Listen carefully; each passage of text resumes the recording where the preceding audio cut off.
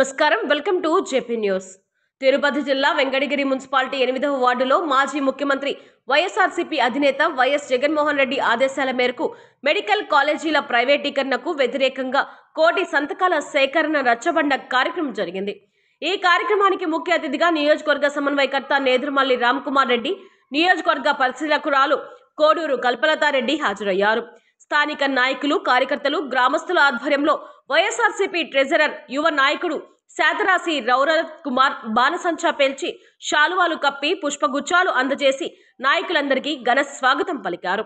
ఈ కార్యక్రమంలో ప్రభుత్వ వైద్య కళాశాలల ప్రైవేటీకరణ ప్రజా ఉద్యమంపై అవగాహన కల్పిస్తూ వైఎస్ఆర్సీపీ ప్రభుత్వం సంక్షేమ కార్యక్రమాలను ప్రశంసిస్తూ కోటి సంతకాల కార్యక్రమాన్ని వార్డులో లాంఛనంగా ప్రారంభించారు. ఈ సందర్భంగా శాతరాశి రౌరత్ మాట్లాడుతూ కూటమి ప్రభుత్వం అధికారంలోకి వచ్చిన తరువాత వైద్య రంగాన్ని పూర్తిగా పీపీపీ మోడల్లో ప్రైవేటు వ్యక్తుల చేతుల్లో పెట్టి ప్రభుత్వం బాధ్యత నుండి తప్పుకోవడానికి చూస్తోందన్నారు. వైఎస్ జగన్మోహన్ రెడ్డి ముఖ్యమంత్రిగా ఉన్నప్పుడు ప్రభుత్వం కేంద్రం నిధులతో 17 ప్రభుత్వ మెడికల్ కాలేజీలు ఏర్పాటు చేసి ఇప్పటికే 5 కాలేజీలు ప్రారంభించిందన్నారు. కూటమి ప్రభుత్వం వాటిని ప్రైవేటీకరణ చేయాలని చూడడం సరికాదన్నారు. మెడికల్ కాలేజీలు ప్రైవేటీకరణ జరిగితే పేద విద్యార్థులకు విద్య భారంగా మారనుందన్నారు. ఫీజులు కట్టుకోలేక పేద విద్యార్థులు విద్యకు దూరం అయ్యే అవకాశాలు ఉంటాయన్నారు. SC, ST, BC, minority, EBC రిజర్వేషన్లు పోతాయని, వైద్యం కూడా మరింత ఖరీదుగా మారిందన్నారు. మరోవైపు ప్రైవేటు ఆసుపత్రులకు ఆరోగ్యశ్రీ నిధులు మంజూరు చేయకపోవడం వలన వైద్యం అందక పేదలు అనేక ఇబ్బందులు పడతారన్నారు. ఈ కోటి సంతకాల సేకరణతో కూటమి ప్రభుత్వం మెడలు వంచి ప్రభుత్వ వైద్య కళాశాలలో ప్రభుత్వ ఆధీనంలోనే నిర్వహించుకునేందుకు ప్రతి ఒక్కరూ నడుం బిగించాలని పిలుపునిచ్చారు.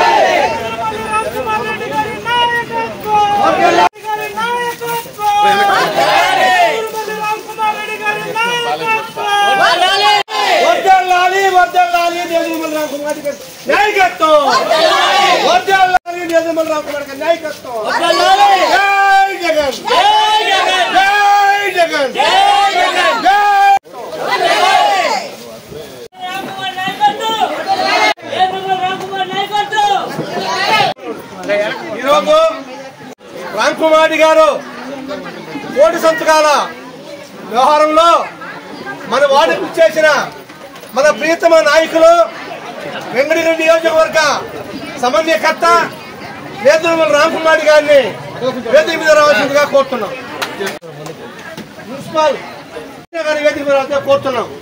అదే వైఎస్ఆర్సీపీ కార్యకర్తలు అందరూ ప్రతి ఒక్కరూ ఆయన ఘన స్వాగతం కలిపి ఆయన ఆహ్వానించేందుకు అందరూ ప్రతి ఒక్కరు పేరు పేరున ప్రత్యేక ధన్యవాదాలు తెలుపుతున్నాము.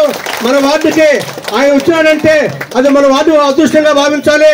ఎందుకంటే మన వార్డులో వాళ్ళు నివాసం ఉండడమే మన అదృష్టంగా భావించాం. కానీ మనము నడుచుకోవాలని కోరుకుంటూ ఇప్పుడు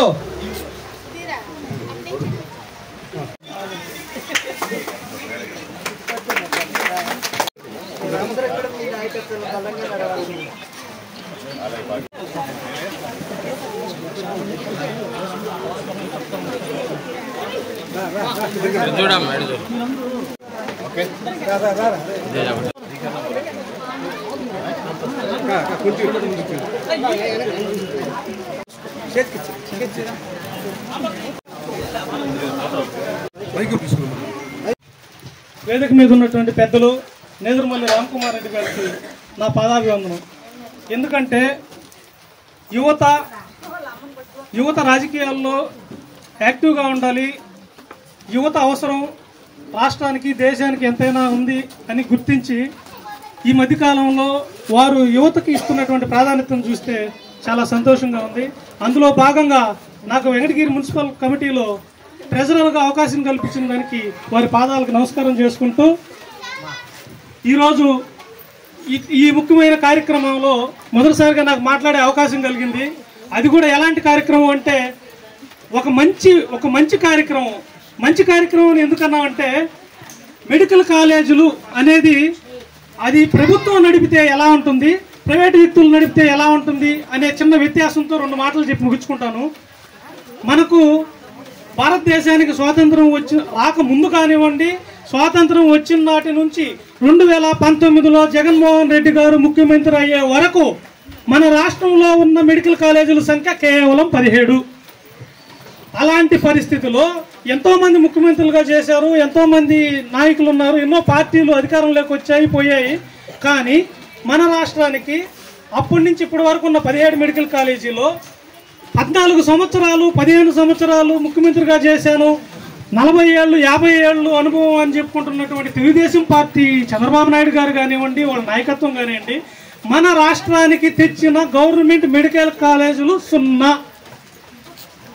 ఇప్పుడు 2019లో జగన్మోహన్ రెడ్డి గారు ముఖ్యమంత్రి అయిన తర్వాత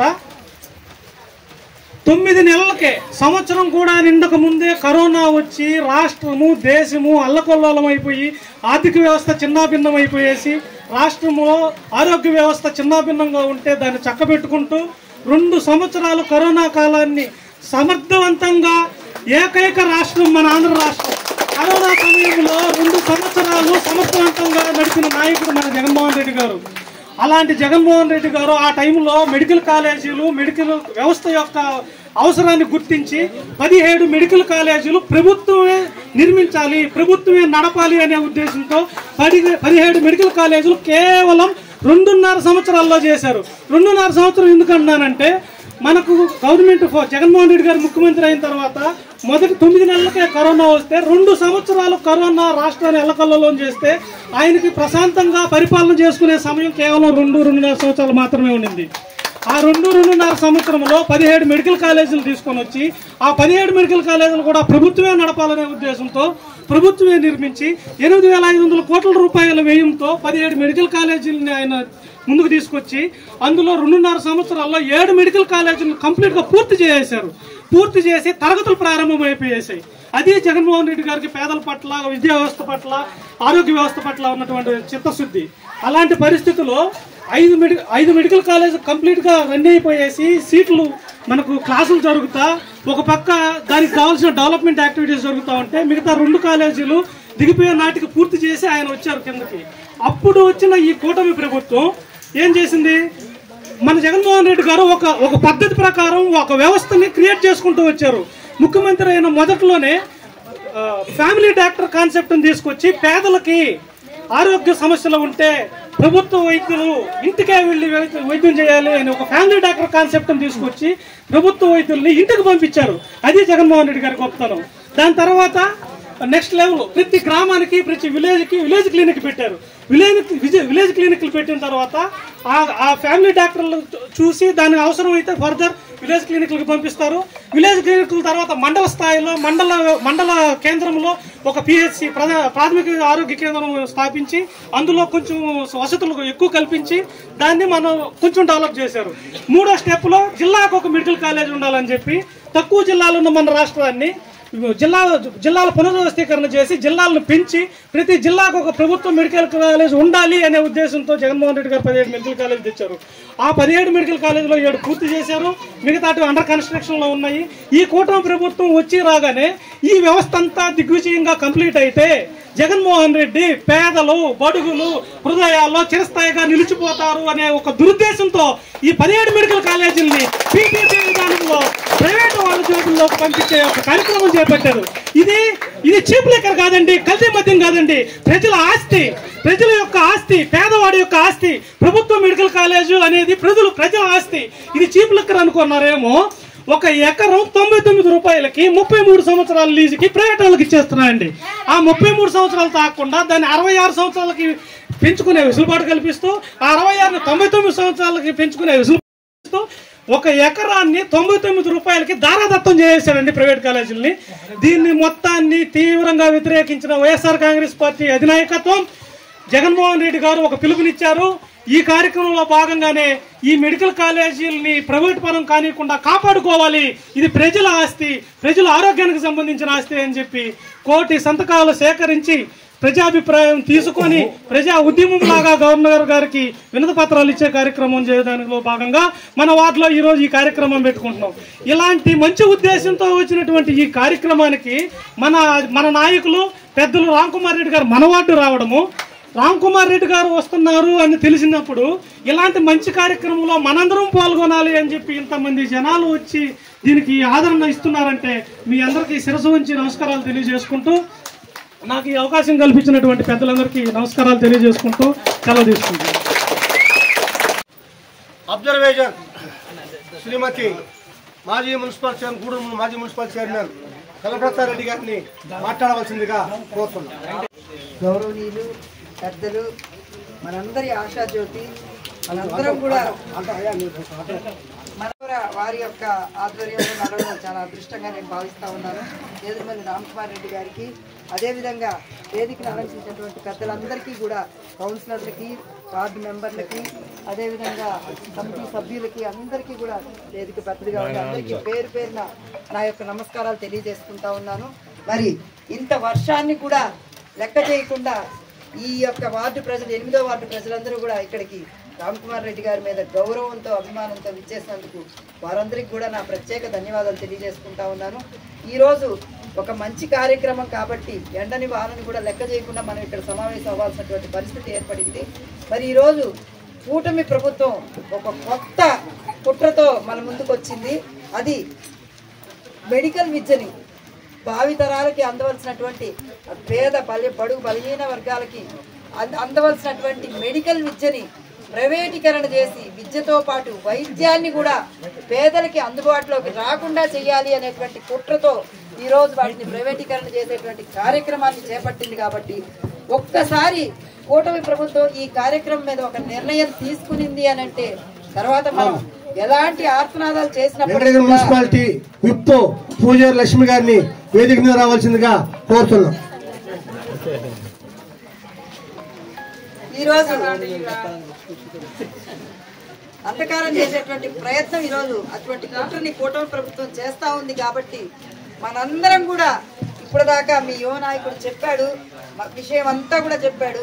ఈరోజు మనం ఇక్కడ విన్నటువంటి విషయాన్ని కూడా ఇక్కడికి రానటువంటి వాళ్ళని కూడా గడప గడపకి తీసుకెళ్లి ఈరోజు ఈ కార్యక్రమాన్ని విస్తృతంగా ప్రజల్లోకి వెంకటగిరి ప్రతి నలుమూలలా తీసుకెళ్లి ఈ యొక్క కార్యక్రమం మీద అవగాహన కలిగించి ఇది జగన్మోహన్ రెడ్డి గారి కోసం కాదు, మనల్ని మనం రక్షించుకోవడం కోసం, మన బిడ్డల భవిష్యత్తును రక్షించుకోవడం కోసం, ప్రజల ఆరోగ్యాన్ని రక్షించుకోవడం కోసం ఈరోజు ఉన్నటువంటి పరిస్థితుల్లో ప్రతి ఒక్కరి ఆరోగ్య సంరక్షణ దృష్ట్యా జిల్లాకి ఒక వైద్యశాల అనేది అత్యంత అవసరమైనటువంటి ప్రక్రియ. కాబట్టి ఈ వైద్యశాల కూడా పేద ప్రజలకు అందుబాటులో ఉండాలి అని అంటే ఈ ప్రైవేటీకరణ కార్యక్రమం ఆగేంత వరకు కూడా ఎండా వాన లెక్క చేయకుండా మనందరం కూడా జగన్మోహన్ రెడ్డి గారి వెంట, అదేవిధంగా రామ్ కుమార్ రెడ్డి గారి నాయకత్వంలో నడవాల్సినటువంటి అవసరం ఎంతైనా ఉంది. కాబట్టి మనమంతా కూడా చేయి కలిపి నడుద్దాం.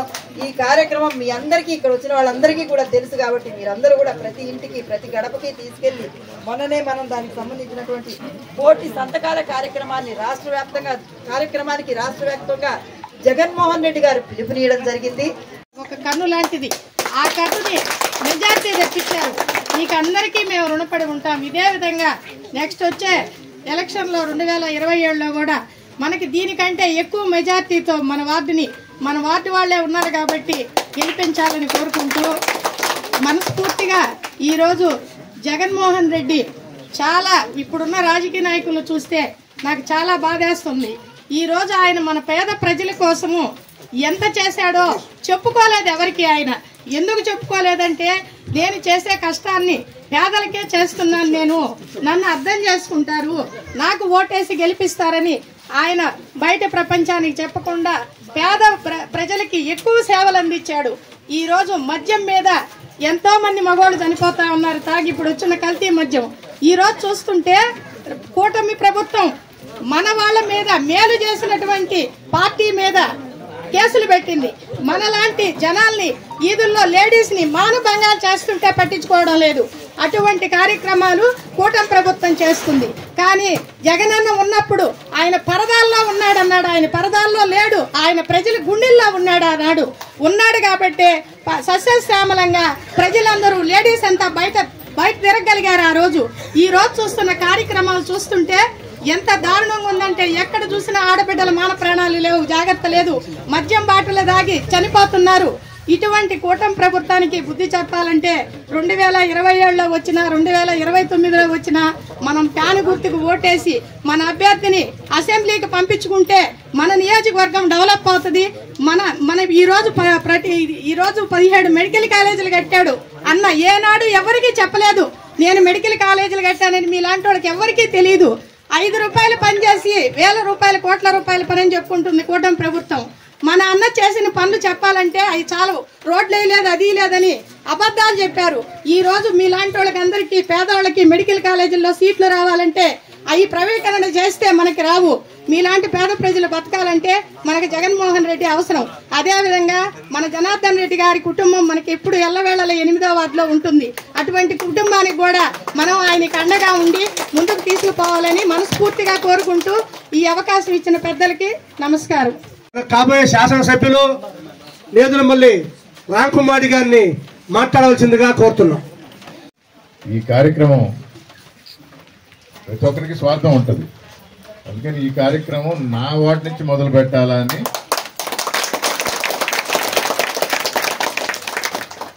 పక్కన ఎన్జిఓ వార్డులో ఉన్న ఏపీటీఎఫ్ వార్డు పక్కనే ఉంటుంది, ఇక్కడే మొదలు పెడదామని ఇక్కడ మొదలు పెట్టడం జరిగింది.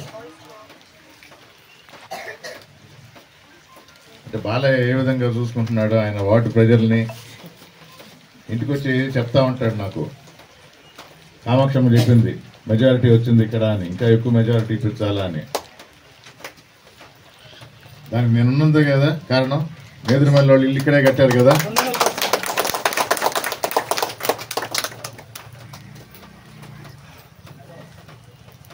కౌన్సిలర్ భర్త మురళీకృష్ణ గారిని వేదిక మీదకి రమ్మని అంటాడు. సీనియర్ నాయకుడు మురళీకృష్ణ గారిని రావచ్చు అని చెప్పకుండా పద్మమ్మనేమో మాజీ కౌన్సిలర్ అంటాడు. మున్సిపాలిటీ అయిన తర్వాత ఇక్కడ మొట్టమొదటి కౌన్సిలర్ పద్మమ్మ, ఈయన కాదు. ఎవరు పద్మమ్మ? పద్మమ్మ మొగుడు బాలయ్య.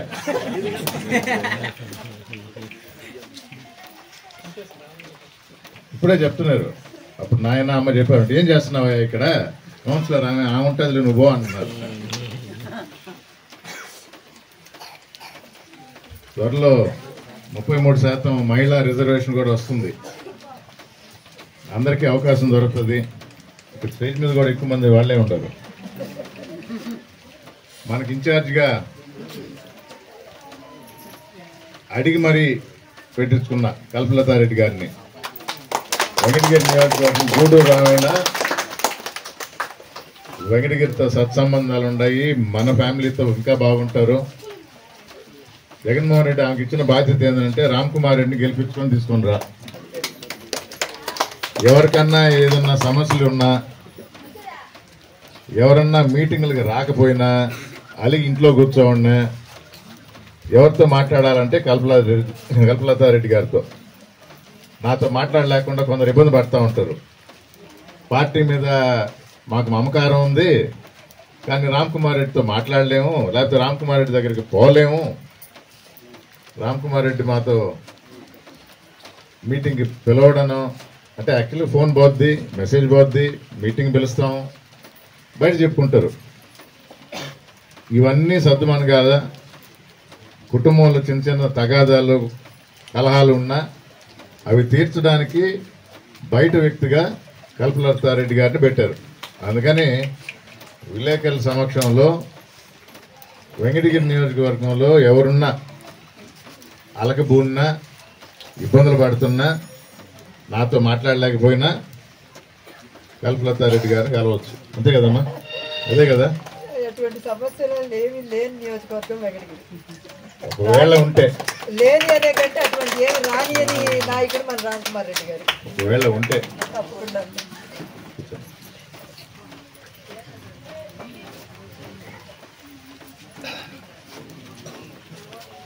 రాజశేఖర రెడ్డి గారు డాక్టర్గా పేద ప్రజలకి వైద్యం అందుబాటులోకి తీసుకురావాలని ఆరోగ్యశ్రీ పెట్టారు, గుర్తుందా?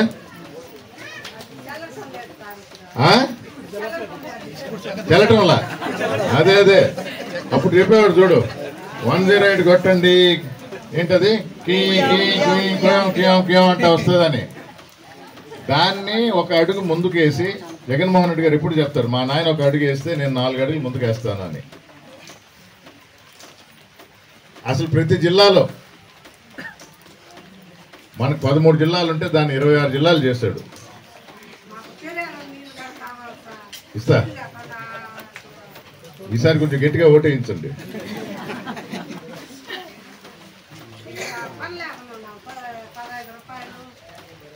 కూర్చో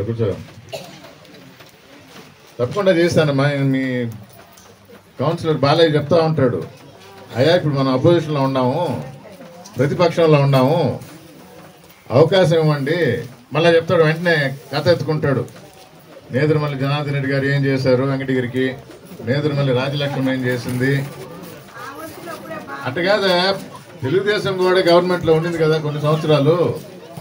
ఇప్పుడు మన ఎమ్మెల్యేనే ఇది 3వసారి ఆయన గెలవటం. ఎవరో కొందరు ఓటేసింటారు కదా, అందరు కాకపోయినా వేశారు కదా. మళ్ళీ ఏం చేస్తా ఉన్నాడు,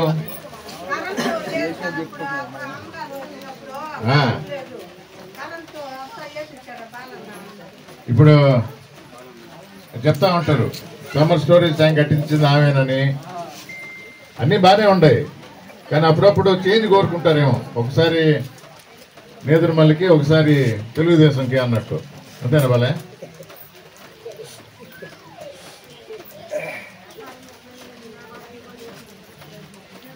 నేను 1 సంవత్సరం ఇన్ఛార్జిగా ఉన్నా.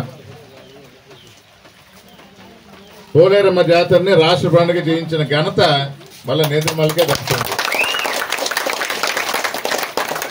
పనిచేసే తత్వం మాది. జగన్మోహన్ రెడ్డి ఆశీస్సులతో అడిగింది కాదనకుండా వెంటనే శాంక్షన్ చేస్తారు.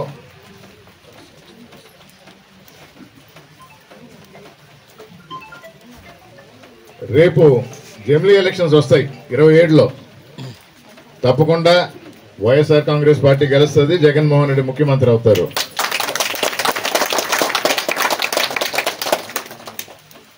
బాలయ్య చెప్పినట్టు ఆయన వార్డు మెంబర్గా రేపు పోటీ చేసేది, గెలవబోయేది నేదురుమల్లి రామ్కుమార్ రెడ్డి.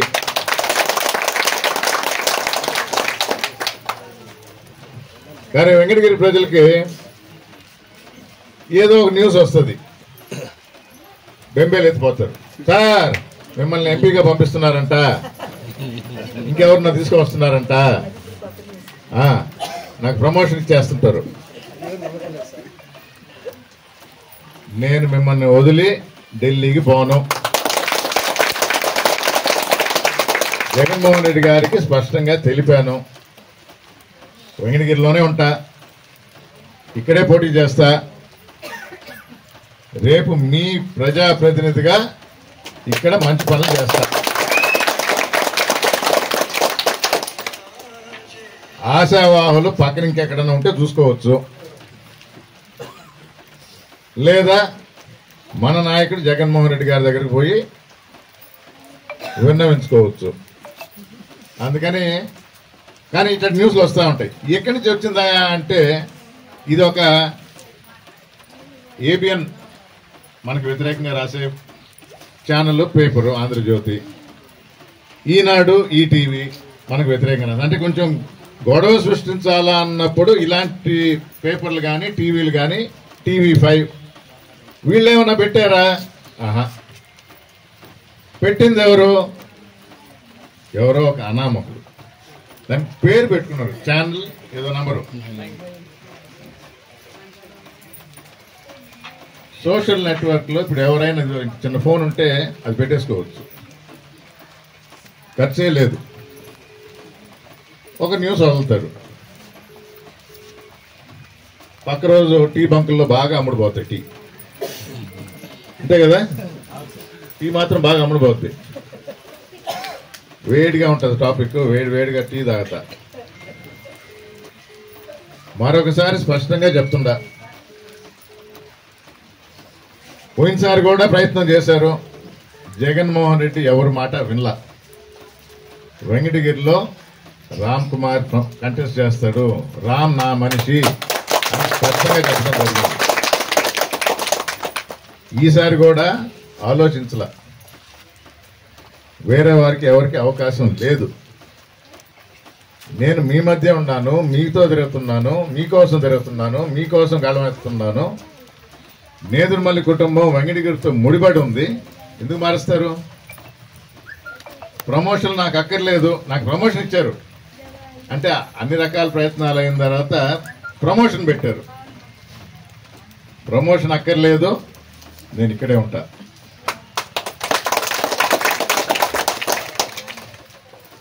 జగన్మోహన్ రెడ్డి గారే చెప్పారు, మెడికల్ కాలేజీ జనార్దన్ రెడ్డి గారు 2 మెడికల్ కాలేజీలకి పర్మిషన్ ఇస్తే ఆ రోజు ప్రతిపక్షంలో ఉన్న ఈ చంద్రబాబు నాయుడు గారే ఓని గగ్గోలు పెట్టేసి అమ్మేస్తున్నారు అన్నాడు. మరి ఈరోజు జగన్మోహన్ రెడ్డి గారు 17 మెడికల్ కాలేజీలు మన ఆంధ్ర రాష్ట్రానికి ఇస్తే ఈ 17 మెడికల్ కాలేజీలు అమ్మేస్తున్నాడు చంద్రబాబు నాయుడు. అమ్మటం కాదు, రేపు మీరు గుర్తుంచుకోవాల్సి ఉంది, మన పిల్లలకి మెడిసిన్ చదవాలంటే, ఎంబీబీఎస్ చదవాలంటే ఈ ప్రైవేట్ మెడికల్ కాలేజీల దగ్గర డబ్బులు కట్టగలుగుతామా? కట్టలేం. నేను యూత్కి చెప్తా ఉండే, ఇప్పుడు దాకా మాట్లాడిన వాళ్ళు కానీ వినేవాళ్ళకి చెప్తుండా, ఇది ప్రతి ఒక్కరికి అవగాహన కల్పించండి. ఇదేదో ప్రభుత్వం చేస్తూ ఉంది దానికి వ్యతిరేకంగా మాట్లాడటం కాదు. 17 మెడికల్ కాలేజీలు పెట్టే యోచన, ఆలోచన, శంకుస్థాపన చేసి బిల్డింగ్లు కట్టడం మొదలుపెట్టి 5 కాలేజీలు రెడీ అయినవి వైఎస్ఆర్ కాంగ్రెస్ పార్టీ హయాంలో జగన్మోహన్ రెడ్డి ముఖ్యమంత్రిగా చేసిన పనులు. అది వచ్చి రాగానే చంద్రబాబు నాయుడు గారు అమ్మేయాలని చూస్తున్నాడు. ఇప్పుడే చెప్పాడు 33 సంవత్సరాల లీజు. చాలా మందికి తెలియదు, 20 సంవత్సరాల పైన ఉంటే అది నీ భూమి అన్నట్టే, బ్యాంకులో పెట్టేసి లోన్ తీసుకోవచ్చు. అందుకని 33 సంవత్సరాలు, మళ్ళా ఇంకొక అదనంగా 33 సంవత్సరాలు, 66 సంవత్సరాలు అంటే సొంతంగా అన్నట్టు ఇచ్చేస్తున్నాడు. ఇందాక చెప్పాడు విశాఖపట్నంలో 99 పైసలకి అమ్ముతున్నాడని, ఇది 0. ఆ 99 పైసలు కూడా లేదు, ఊరికే ఇచ్చేస్తున్నట్టే. బ్యాంకులో తనఖా పెట్టి కూడా నువ్వు లోన్ తీసుకోవచ్చు.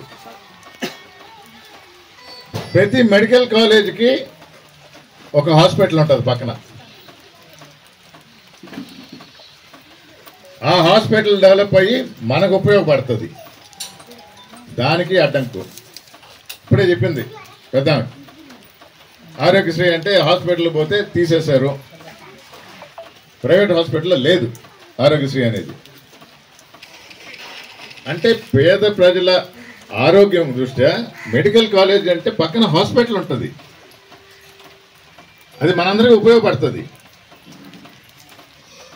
ఇవన్నీ పక్కన పెట్టి అమ్మేయాలి. ఎందుకు? ఆయన మాటలు కూడా మనం ఆలోచించాలా, కరెక్టా కాదా అనేది తర్వాత నిర్ణయం తీసుకోవాలా. ఈ 17 కాలేజీలు పూర్తి చేయాలంటే నాకు 5,000 కోట్లు అవుద్ది. 5,000 అంత డబ్బులు నా దగ్గర లేవు కాబట్టి నేను అమ్మేస్తున్నాను అన్నాడు. దానికి ఏదో పేరు పెడతాడు, పీపీపీపీ అని, పెద్దానికి పీలు పెట్టుకుంటా పోతా ఉన్నాడు. మీకు తెలుసో లేదో, ప్రతి అమ్మాయికి 18 సంవత్సరాలు రాగానే 1,500 నెలకిస్తా అన్నాడు. ఇప్పుడు దాన్ని P4 కింద మార్చేశాను, అక్కడి నుంచి తీసుకోండి అన్నాడు. P4 అంటే 4 పీలు అంట, పీ. ఇప్పుడు దీన్ని 3 పీలు, పీ. ఎవరో కొత్త తీసుకొని రావాలి కుర్రోళ్ళు, ఏందో పీ అనేది. కాదు కొత్త వర్డ్ తీసుకురావద్దాం. లేకపోతే తెలుగుదేశం వాళ్ళు ఇప్పుడు కనబడిన పి అంటాం మనం.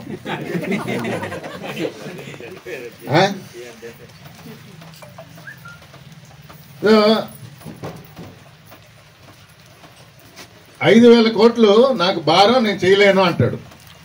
అమరావతిని మాత్రం 1,00,000 కోట్లతో కడతానంటాడు. 1,00,000 కోట్లతో అమరావతి కడతాడంట, 5,000 కోట్లు మాత్రం లేదు. 17 మెడికల్ కాలేజీలు, 17 దాంతో ఉన్న అనుబంధ హాస్పిటల్స్, రాష్ట్రం మొత్తం మన పేద ప్రజలకు అవసరాన్ని తీర్చేది. ఇప్పుడే చెప్పింది కదా ఆరోగ్యశ్రీ, అక్కడ గొడవే లేదు, నేరుగా పోవచ్చు. ఇవి పక్కన పెట్టేసి తాకట్టు పెట్టి మనమా చేయలేం, చేసినోడిది ఒప్పుకోం.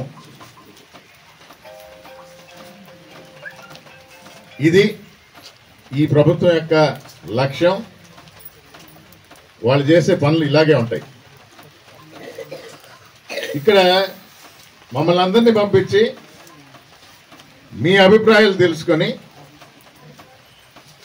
అది వైఎస్ఆర్ కాంగ్రెస్ ప్రభుత్వమే కాదు, వైఎస్ఆర్ కాంగ్రెస్ పార్టీ నాయకులు కాదు, తెలుగుదేశం నాయకులైనా, న్యూట్రల్గా ఉండే నాయకులైనా ప్రజల నుంచి స్వచ్ఛందంగా సంతకాలు సేకరించండి అన్నారు. అందుకని టౌన్లో ప్రతి వార్డులో కౌన్సిలర్స్ కానీ, నాయకులు కానీ, సీనియర్ నాయకులు, యువత ప్రతి ఒక్కరూ మీ దగ్గరకు వస్తారు, మీతో మాట్లాడతారు, మీకు వివరిస్తారు. మీ సమ్మతంతోనే సంతకాలు తీసుకొని ఆంధ్ర రాష్ట్రంలో ఇంతమంది ఈ మెడికల్ కాలేజీలని ప్రభుత్వం వాళ్లే నిధులతో కట్టాలి, ప్రైవేట్ పరం చేయకూడదు అని మీ సంతకాలన్నీ గవర్నర్కి జగన్మోహన్ రెడ్డి గారే చేరవేస్తారు. విద్య, వైద్యం ఈ రెండింటి మీదే జగన్మోహన్ రెడ్డి గారు దృష్టి పెట్టారు.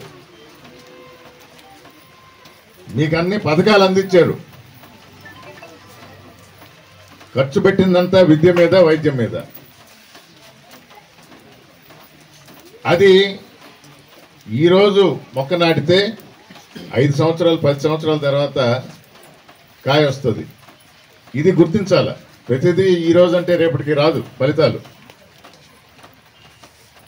ఇక్కడున్న నాయకులందరికీ చెప్తుండా, వచ్చిన ప్రజలకు తెలియజేస్తుండా, ఈ అవసరాన్ని గుర్తించండి, దీన్ని సీరియస్గా తీసుకోండి. సబ్జెక్టు చాలా సింపుల్గా ఉండేదే, క్లియర్గా అర్థం అవుతుంది కూడా. మన నోటికాడు కూడిని లాగేసుకున్నట్టే చంద్రబాబు నాయుడు, అందుకని ఇంకేం లేదు. మెడికల్ కాలేజీలు, దాని అనుబంధ హాస్పిటల్స్ 5,000 కోట్లు నేను ఖర్చు పెట్టను, నా తెలిసిన వాళ్ళకి నేను అమ్మేసుకుంటాను అనే దానికి మనం అడ్డుకట్టేయాలి. అందరూ వేస్తారా లేదా? ఓటు సంగతి తర్వాత, ముందరి చేయాల, తెలియజేయాలి. ప్రభుత్వం చేస్తున్న తప్పుల్ని తెలియజేయాలి. ఇప్పుడు మాట్లాడారు, దాని మీద పోరాటం చేస్తాం.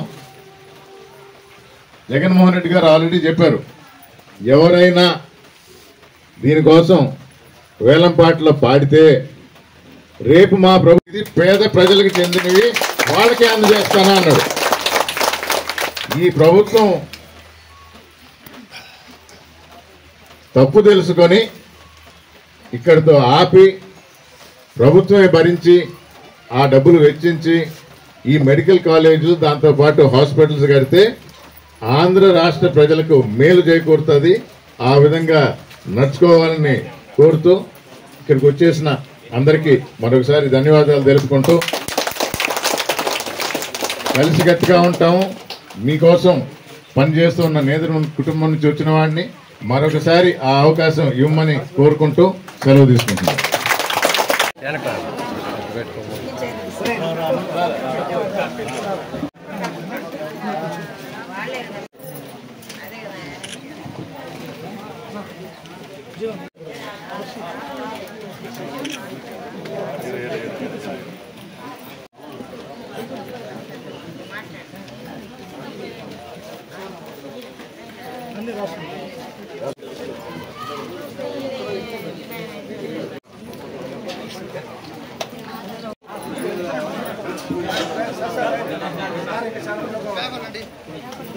తీసేసుకో మనకు ఎంత తీసేసుకో మనకు